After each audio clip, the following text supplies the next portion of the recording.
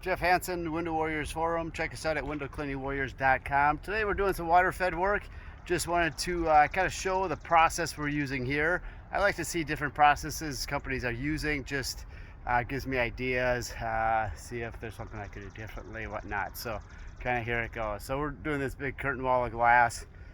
Behind me you can see we jump up onto a couple different roof levels. I'm on a roof level now. It drops down, goes up onto another roof level, drops down again, goes around the building, and this same glass continues. On the forward side, so we have a ladder set up on the edge of that roof there. These parapet walls are 42 inches high, so we don't need to be tied back while we're up here, which is nice. It gives us just the appropriate height we need. No, you don't need it to be tied back safety wise. So what we have here is we have a guy, so they started around the corner, they're moving over this way. He had to move his water fed setup up onto this next roof level right here. We'll water fed those 3 areas down, and then he obviously drops down again to the ground level. Instead of doing traditional up there, we just water fed, keep it going. Works out pretty well for us. As we move over here, so we have one machine set up over there. Our machines have 300 foot of hose.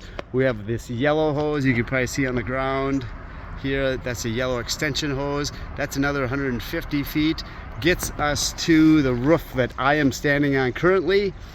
We used to go up and over this roof, down and across this front entryway. Because this is a hospital, that's the entryway, we don't like putting the ropes or our hoses across there if we don't have to. So what I'm doing differently this time, this is a job we've done for probably 6 years, differently this time is we're hooking up a water fed a tank. So we're putting the tank up here. So the tank is down on the ground here. And we'll get over to this area here, and so you can see the tank is here. So that's purified water loaded into there. We have 15 gallons. 15 gallons is enough to do right around this entryway area. It's actually closed today, so it works out good. But still, we always take precautions with hoses. You still can get employees coming through. So we're going to use the tank system, clean all this stuff here, so then the guys don't need to add another 150 foot extension to get them up this roof and then down this ladder here. So because I'm on a tank system here, I'm conserving water. So I have a pump on there that sets how much water we're putting out, how many gallons per minute. I'm only doing the very top row. The next 2 I can reach by hand.